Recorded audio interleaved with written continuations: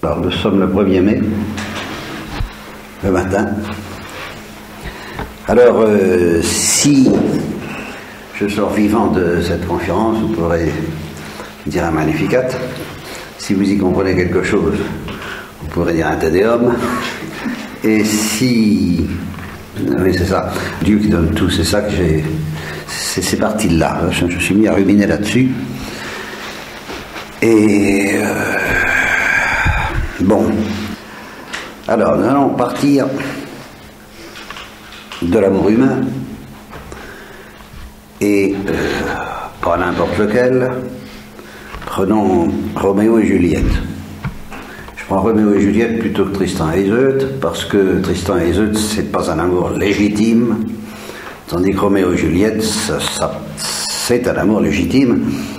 Il est rendu interdit par le péché des familles de Roméo et Juliette, les Capulet et les Montaigu, qui se détestent très méchamment, et qui donc sont de grands pécheurs. Donc Roméo et Juliette sont innocents de ce péché, et ils pourraient parfaitement s'aimer d'une manière parfaitement légitime, et ils s'aiment d'une manière parfaitement légitime. Alors je prends Roméo et Juliette, avec tout ce que ça comporte d'exceptionnel, quoi. Dans la vie humaine, on ne vit pas un grand amour, un amour fou, un amour passion, légitime d'ailleurs, tous les jours. On peut en rêver plus ou moins, y croire plus ou moins. J'ai entendu un garçon qui me disait l'amour avec un grand A, j'y crois pas. Et des gens qui croient vraiment à l'amour avec un grand A, c'est pas si fréquent que ça en Occident, surtout que, enfin je passe, peu importe. Bien, alors, ce amour-là, il existe. Si rare qu'il soit, il existe. Il comporte un mélange insensé de convoitise et de générosité, de respect, de délicatesse. Les deux. Et s'il n'y a pas les deux, c'est pas ça. Bien sûr, il y a d'autres amours qui comportent ce mélange.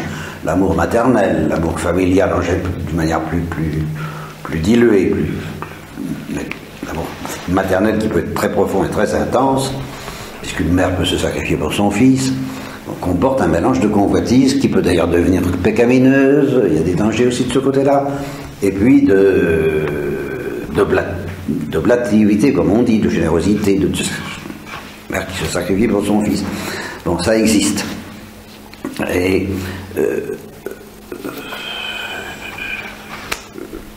je ne me charge pas pour le moment. Aujourd'hui, on ne fait pas de philosophie. À tout instant, on va frôler les abîmes de la philosophie et de la théologie. On va les éviter soigneusement, ce qui va être acrobatique, parce que on ne va pas cesser d'être au bord de toutes ces questions qui sont des abîmes. Donc, il y a toujours un mélange entre la convoitise, une convoitise violente, que ce soit la convoitise de la mère, que ce soit la convoitise de Roméo pour Juliette, et de Juliette pour Roméo, c'est une convoitise violente, et de générosité, et de délicatesse qui peut aller jusqu'à l'infini, enfin l'infini pas au sens divin, là encore, enfin l'infini au sens littéraire, une délicatesse illimitée. Bon, il y a une espèce de mélange chimique entre ces deux trucs-là. Et je renonce ce matin à analyser davantage comment ces deux choses-là s'arrangent. C'est un problème de philosophie que nous laissons de côté. Mais je fais appel à votre intuition. Et vous sentez bien que même s'il y a dans l'amour maternel, dont j'ai pris l'exemple, là aussi un mélange de convoitise et de générosité, c'est pas la même chose que Roméo et Juliette. Et alors, dans cet amour-là,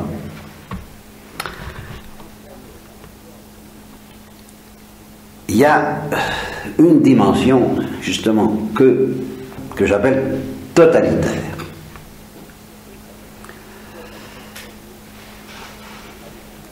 Mettons Roméo, puisque c'est traditionnellement lui qui doit prendre l'initiative de la déclaration d'amour. Bon, il dit à Juliette, je te donne tout, je te donne mon cœur, veux-tu l'accepter? et accepter ce don, car c'est un don, où il dit je te donne tout, c'est du même coup, évidemment, à son tour, de la part de Juliette, donner tout et donner son cœur. On comprend ça très bien. Et ça, justement, ça, vous comprenez ça d'instinct, il n'y a pas besoin de faire des dessins insensés. Hein. Toute la littérature repose là-dessus. Et tous les rêves, aquarelles des jeunes filles, n'est-ce pas? Bon, ben, ça repose là-dessus. Et vous devez comprendre très bien tout de suite que c'est pas la même chose que l'amour d'une mère pour son fils, et ni du fils pour la mère. C'est très profond, c'est très totalitaire aussi à sa façon, mais c'est autre chose. Voilà. Il n'y a pas ce veux-tu. Ça, c'est fondamental. Il n'y a pas ce veux-tu. Veux-tu m'aimer, veux-tu qu'on s'aime, veux-tu, je te donne mon amour, je te donne mon cœur, je te donne tout. Veux-tu? Et ça, c'est le nerf que vous ne trouvez pas dans l'amour maternel, que vous ne trouvez nulle part ailleurs, de cet amour de Roméo et Juliette. Bon, et alors ça, ben, c'est la foudre dans un ciel serein. Ce veux-tu. Et c'est ça qui fait la différence avec tous les autres amours, y compris, nous allons y venir, y compris l'amour de Dieu par-dessus toute chose, qui est un amour totalitaire et adorateur, celui-là. Je dois adorer, je dois tout donner à Dieu. Il n'y a pas ça. Il n'y a pas ce veux-tu. Parce que c'est irrésistible. Je me mets dans une situation d'innocence. Je vous le dis tout de suite. Ce matin, le péché ne connaît pas. Hein? Alors, l'amour de Dieu, justement parce qu'il n'y a pas de péché, l'amour de Dieu, c'est irrésistible. Dans cette perspective-là, où des anges ne croyaient pas moi, ils aiment Dieu par-dessus toute chose, c'est irrésistible, il n'y a pas de veux-tu là-dedans. C'est plus fort que Dieu leur a donné cet amour qui fait qu'il les emporte vers eux, ils sont sauvés par la grâce en prime. Alors ils aiment Dieu par-dessus toute chose, mais c'est pas de ça qu'il s'agit. Il n'y a pas de veux-tu là-dedans. Tandis que dans Roméo et Juliette, il y a veux-tu. Ça vous êtes d'accord. Hein, je quête votre approbation. Merci. Non mais vous savez, vous ne pouvez pas savoir ce que c'est, oh là là. Parce que ce veux-tu, je dis que c'est un coup de foudre dans un ciel serein. C'est-à-dire que c'est tellement formidable, ça provoque une telle émotion d'entendre dire ça. Je te donne tout, veux-tu. Que le retentissement physique. Alors là, c'est plus les anges, d'accord, enfin, on s'explique, on se comprend qu'on peut, hein, bon.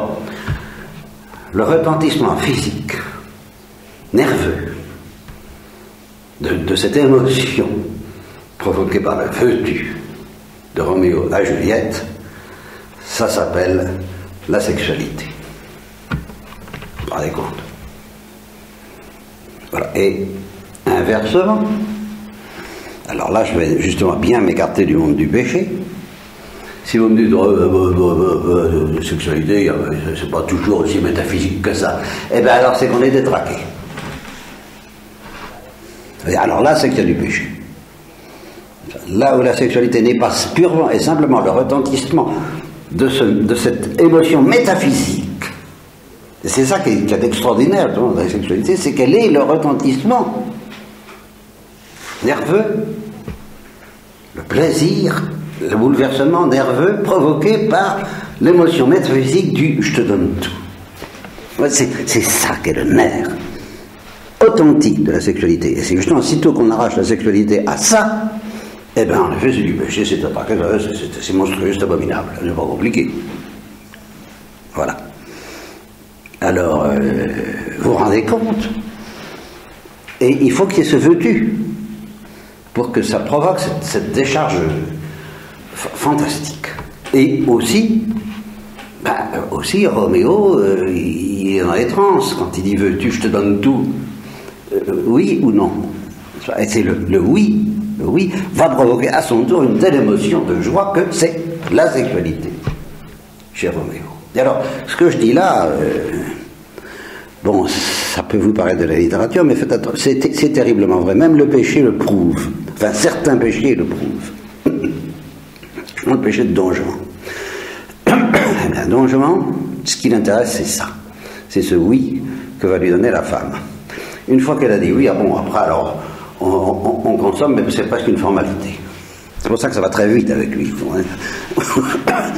Étant donné que c'est ce moment métaphysique qui l'intéresse, où la femme craque et dit oui, Bon, ben, une fois qu'elle a dit oui, elle est plus intéressante.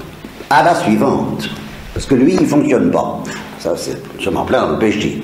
Lui, il ne donne pas vraiment son cœur, il fait mine. Alors évidemment, parce que cette émotion, vous comprenez, de la joie métaphysique de la femme qui dit oui, ça ne rassasie pas, parce que justement, comme lui, il ne fonctionne pas, il lui reste que ça, le plaisir de contempler, mais c'est tout de même extraordinaire. Et j'oublie encore ce que je voulais dire à ce sujet-là. Ah ben oui, je prends une comparaison. Comparons la vie sexuelle, puisqu'on est dedans. Alors vous avez la jeune fille habite dans une maison magnifique. Bon, ben, cette maison présente la sexualité. Et le jeune homme lui dit, je te donne tout, tu peux entrer chez moi, tout est à toi. Et toi, est-ce que tu me donnes tout? Est-ce que tu peux permettre d'entrer chez toi? Oui ou non? Elle dit oui. Émotion, bon, et puis après, il prend possession des lieux. Banal. Ça provoque un certain plaisir. D'accord, c'est pas ce plaisir justement que seul on connaît, hélas, dans le monde du péché, qu'on ne s'occupe plus que de la visite de la maison, alors que le point infiniment précieux, c'est ce oui qui ouvre la porte. Puis après, ce qui se passe, c'est des formalités, ça c'est secondaire. Ce qui est profond et métaphysique, c'est le oui. Ou la proposition, ça revient au même, vous voyez. Donc, distinguez bien, je fais appel à la sexualité parce que malgré tout, ça a un sens pour nous, quoi, parce que c'est comme ça, surtout que vous avez fait un peu de choses de théorie renoncée, précisément. Bon. Mais voyez bien, justement, vous renoncez à l'occupation des lieux.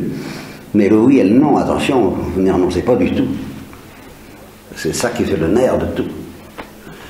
Et je répète que Dieu nous a fabriqués comme ça, et au paradis terrestre, c'était ça, la sexualité qui aurait eu lieu, c'est le retentissement, alors, innocent, pur, authentique, conjugal, du oui réciproque, et libre, gratuit. Veux-tu, veux-tu. Veux-tu, oui.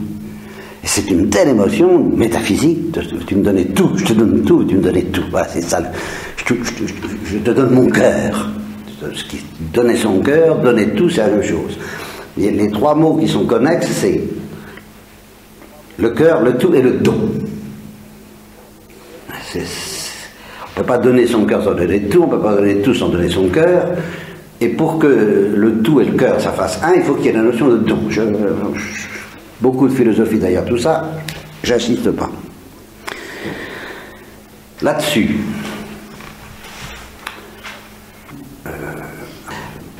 dans un premier temps, de mes réflexions, parce que j'ai beaucoup bafouillé, vous savez, je suis pas au point. Hein. Oui, dans un premier temps, je me suis dit, mais après tout, hein, ce veux-tu, je te donne tout, tu me donnes tout, oui, bon. Est-ce que ça ne serait pas un peu idolatrique? Je t'adore. Créature adorable, c'est une contradiction dans les termes, n'est-ce pas? Comme disait un de nos pères qui est, ah, j'adore le saucisson. Oh, un seul Dieu tu adoreras. Et bon, ben, c'est encore vrai également pour les créatures qui s'aiment, pour Roméo et Juliette. Est-ce qu'ils ont le droit de s'adorer? Est-ce qu'ils ont le droit de s'aimer comme ça? Entre créatures. Est-ce que ça ne devrait pas être réservé à Dieu? Est-ce que Dieu seul ne mérite pas ce genre d'amour? C'est une question qu'on peut se poser. Alors, dans un premier temps, j'ai dit oui. Dans un deuxième temps, c'est plus raffiné, c'est plus subtil, et le paradis terrestre nous le confirme. Mais, bon, admettons, bon, non, on n'a pas le droit. On peut s'aimer raisonnablement, gentiment, tendrement, tout ce qu'on voudra, comme mari et femme, comme dit Maurice Chevalier, il y a le coup de foudre. Et puis, si ça dure plus de 5 ans, ben c'est tout de même le grand amour. Et puis, si ça dure plus de 10 ans, ben c'est la tendresse. Pas si bête, hein. Bon. Alors, la tendresse, beaucoup plus calme, mais ça sera finalement plus profond que ce grand amour. Sauf parce que ça, le grand amour, ne peut être stable, durable, authentique, éternel, que s'il est réservé à Dieu. Mettons-nous dans cette perspective. Dieu nous dira peut-être, veux-tu m'aimer ? De cet amour totalitaire et adorant qui est l'idolâtrie si tu la donnes à des créatures, mais qui pour moi alors est de l'adoration. Est-ce que tu veux m'adorer? Et il semble qu'avec Israël, c'est bien comme ça que Dieu a fait. Écoute Israël, tu aimeras ton Dieu par-dessus toute chose, de tout ton cœur, de toutes tes forces, de toute ton âme, par-dessus toute chose, et ton prochain comme toi-même. Bon, je t'aimerai ton prochain comme toi-même, mais pas comme tu aimes Dieu, pas avec cette folie. Alors on a l'impression que c'est bien ça que Dieu demande. Alors mettons-nous dans cette perspective. Mettons-nous dans cette perspective, Dieu seul est digne d'un amour aussi totalitaire, de seul est digne qu'on lui donne son cœur de cette façon. Bon. Alors, la créature doit aimer Dieu de cette façon parce que Dieu lui donne cet amour-là, pour lui, bien. Petite objection en passant, je voulais signaler, c'est irrésistible. Alors, il n'y a pas de vertu. Tout au moins dans un état d'innocence, c'est irrésistible. Alors, il n'y a pas de vertu. Bon, glissons sur cette objection qui est très sérieuse. Très sérieuse. Mais faisons comme s'il n'y en avait pas. Puis disons, bon, cet amour-là, que la créature donne à Dieu, il est évident que Dieu le connaît encore plus que la créature. Mais alors, à qui le donne-t-il? Ben, à lui-même. Et comme nous avons la révélation trinitaire, bon, alors nous savons que le Père donne cet amour infini au Fils, qui lui donne le même amour infini au Père. Bon, l'amour infini convoite l'amour infini. Voilà. Et en même temps, se donne à l'amour infini. À l'intérieur de Dieu, ça roule tout seul, si j'ose dire. C'est pas si simple que ça. Là encore, c'est pas si facile, mais enfin, bon, rêvons de tout ça. L'amour infini, convoite l'amour infini, se donne à l'amour infini, respecte l'amour infini, cet amour infini est visible, si j'ose dire, dans la personne du Saint-Esprit, qui représente un peu le vent, impétueux, la violence infinie de cet amour qui précipite le Père et le Fils l'un vers l'autre dans une étreinte ou un baiser éternel. Bon, très bien, on peut faire de la philosophie, de la poésie, de la mystique, c'est très beau tout ça. Bon, d'accord, ça se passe entre eux. Il est évident qu'ils n'ont pas besoin de nous.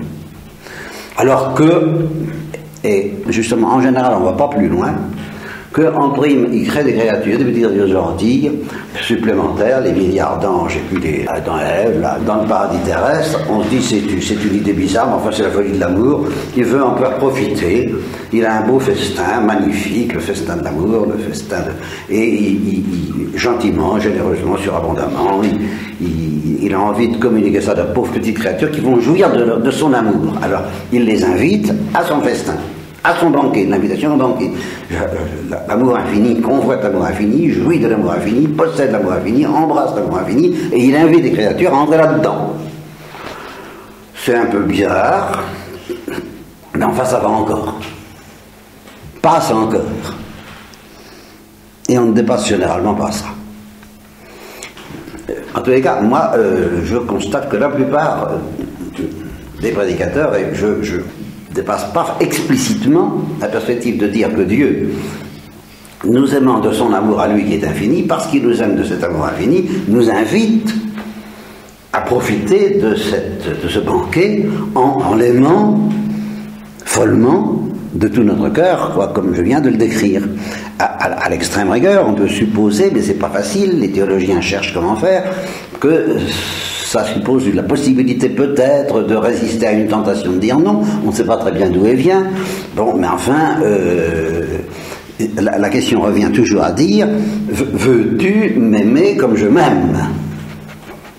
Veux-tu m'aimer? Veux-tu nous aimer, nous les trois, comme nous nous aimons? Veux-tu entrer dans notre amour? Bon, imaginons ça, je l'ai d'ailleurs moi-même prêché à plusieurs fois, hein, je l'ai moi-même dit, n'est-ce pas? Dieu disant à chaque créature, aux anges et aux hommes, veux-tu entrer dans notre amour? Voilà. Et la créature, bon, ben, en principe, théoriquement, elle peut dire non, pratiquement, je vois pas bien. Justement, c'est que je... Et ce qui m'a sauté à la figure hier soir, c'est que ça suffit pas de dire ça. C'est que ça ne c'est pas ça la révélation. C'est pas ça qu'il y a dans la Bible. Il y a autre chose. Et alors, cette autre chose, c'est le monde à l'envers. Alors, vraiment, ce qui s'appelle le monde à l'envers. Parce que Dieu ne dit pas à la créature, veux-tu entrer dans, veux-tu être amoureuse de moi? C'est ça, veux-tu être amoureuse de moi, comme je suis amoureux de moi-même, comme nous sommes amoureux, les trois l'un pour l'autre. Non. Dieu dit à la créature ce que Roméo dit à Juliette. Il dit, je suis amoureux de toi. Je ne sais pas si vous voyez la révolution de Palais, la révolution copernicienne, le monde à l'envers. Ce n'est plus le ver de terre amoureux d'une étoile, ce qui était ça, en somme la proposition théologique traditionnelle, c'est le soleil qui devient amoureux du ver de terre. Et très réellement. Et qui lui dit, veux-tu, comme Roméo le dit à Juliette. Et qui se met à genoux devant elle. Comme Roméo, proposant son bouquet de fleurs à Juliette en se mettant à genoux devant elle. C'est ça la révélation.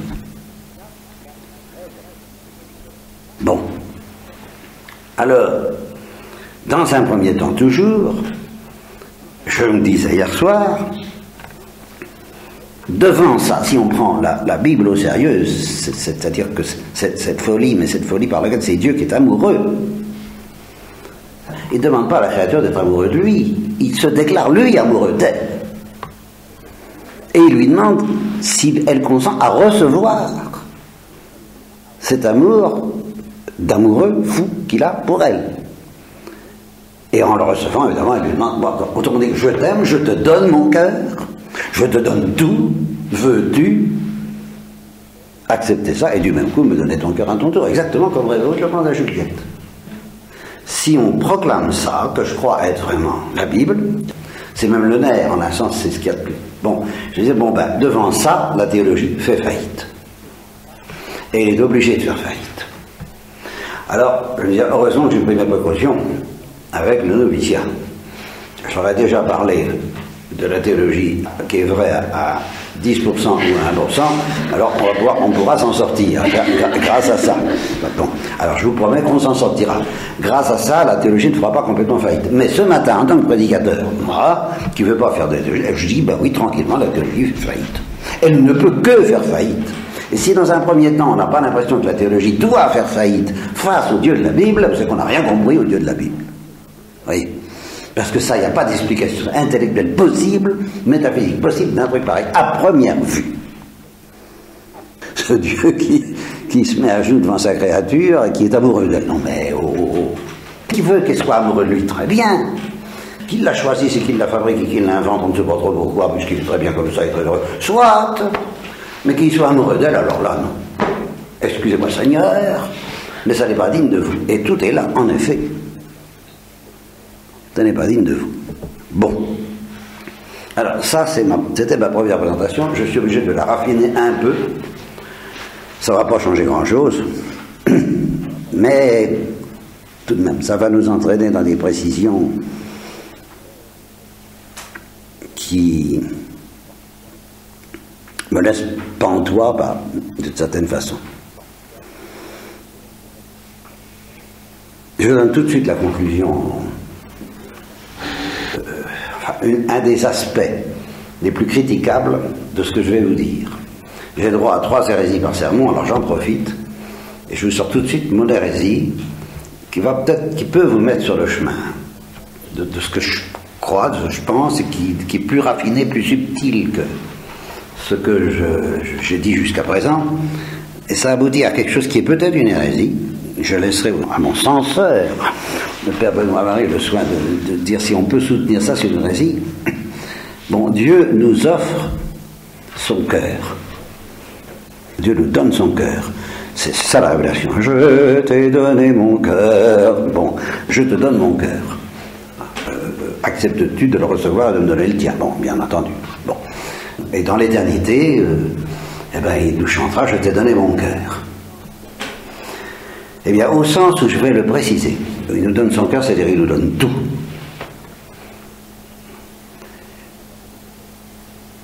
Il ne l'a pas donné aux voleurs de paradis. Voilà. Parce qu'il ne leur a pas dit veux-tu. En ce sens-là, il leur a donné tout, il leur donne tout, il est leur tout.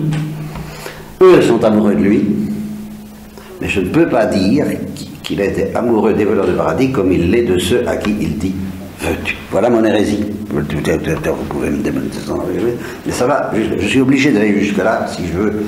Et du coup, vous pouvez pressentir l'importance de la liberté et du don gratuit.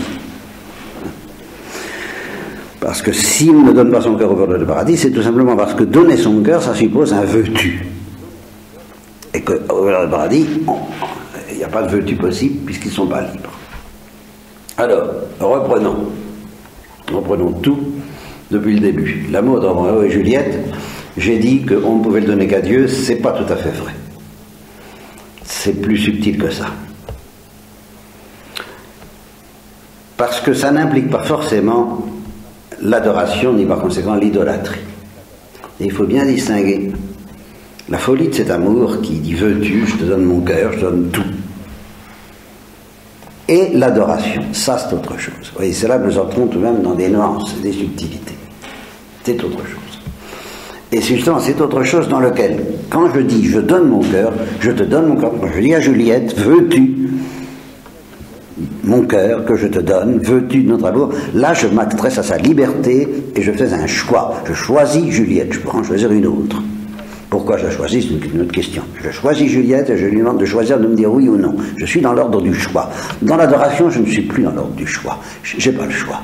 Je suis obligé d'adorer, pas parce que c'est un ordre qui m'a été donné, mais c'est parce que c'est une impulsion, une pulsion irrésistible qui est plantée dans mon cœur, innocent, ne l'oublions pas, il n'y a pas de péché, hein. Les anges innocents et nos premiers parents ne peuvent pas s'empêcher d'adorer Dieu, de l'aimer par-dessus toute chose, de tout leur cœur, de toute leur intelligence, de toute leur âme, et pas de toute leur force, et par-dessus toute chose. C'est spontané, ça se fait sans problème, il n'y a pas de problème, il n'y a pas de choix. Ni d'une créature ou d'une autre, ni de dire oui ou non. On adore irrésistiblement avec tout l'amour que ça implique. Et on dit à Dieu, je te donne tout. Et tu es mon tout. Et tout ça irrésistiblement.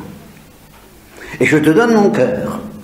Mais dans cette situation-là, Dieu ne dit pas je te donne mon cœur. Dieu dit je te donne tout ce dont tu as besoin. Tout ce que tu me demandes. Mon cœur, ça c'est autre chose. Ça je te donnerai peut-être. Et peut-être qu'il y a une certaine envie que Dieu aille plus loin.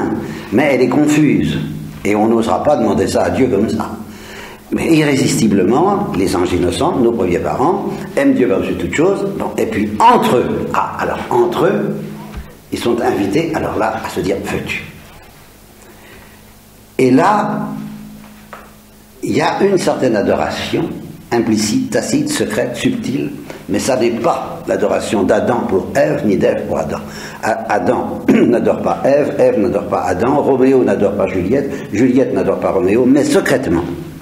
Secrètement, et c'est ce qui justifie leur commotion sexuelle, Roméo et Juliette, Adam et Ève, ils adorent l'amour qui les unit. Ils adorent ce mystère de l'amour. Toi, Juliette, tu peux être pour moi l'occasion de vivre ce mystère extraordinaire de l'amour que je porte dans mon cœur. Veux-tu qu'on joue au jeu de l'amour et du hasard? Et du hasard, parce que c'est toi par hasard qui est là. Ça pourrait en être une autre. Et c'est pour ça que c'est pas une adoration. Parce que Juliette est remplaçable, mais l'amour ne l'est pas. Le mystère de l'amour ne l'est pas. Juliette est remplaçable, ça pourrait être quelqu'un d'autre. Ben, c'est toi, parce que c'est toi. Veux-tu jouer avec moi? Veux-tu que je te donne tout? Je ne suis pas obligé de te donner tout, mais j'ai envie, en vertu du mystère de l'amour, qui me pousse à ça, et qui lui est adorable. Alors nous allons adorer l'amour ensemble, en nous donnant tout. Veux-tu? Veux-tu que je te donne tout? Veux-tu me donner tout? Veux-tu me donner ton cœur? Sans m'adorer. Nous allons adorer ensemble l'amour en nous donnant le cœur l'un à l'autre. Eh bien, ça c'est tout à fait libre, mais vous voyez, mais toute la saveur de ça, c'est à l'approche de l'homme qu'il n'y a pas d'adoration et qu'il y a liberté. Ouh là là. Et alors, ben oui, si Adam et Ève se disent oui, c'est magnifique, c'est l'amour humain dans toute sa splendeur, et dans l'adoration explicite de Dieu par-dessus toute chose, et plus ou moins implicite de l'amour même qui les unit et qui les dépasse. Parce que secrètement, c'est l'amour infini qui joue ce jeu entre eux. Bien. Alors, après ça, on peut entrevoir que Dieu s'aime nécessairement que la créature aime Dieu nécessairement, elle adore, puisque ça lui a été donné irrésistiblement, par-dessus toute chose, que Dieu aime nécessairement, selon je l'ai dit, l'amour infini, aime l'amour infini, convoite l'amour infini, reçoit l'amour infini, se donne l'amour infini, tout ça très, très nécessairement, mais qu'en vertu de ce même jeu de l'amour, à titre d'élection, en choisissant telle créature plutôt que telle autre, parce que, après tout, il nous a choisis, et même s'il aime tous les humains de cette façon, ce qui est en un sens vrai, il aurait pu en créer d'autres humains, il aurait pu créer d'autres anges, et ceux-là, il ne les a pas choisis. Il a quand même fait un choix, parce que ça a un côté justement de décision libre. Veux-tu jouer, toi, créature, avec moi, Dieu, le jeu de l'amour?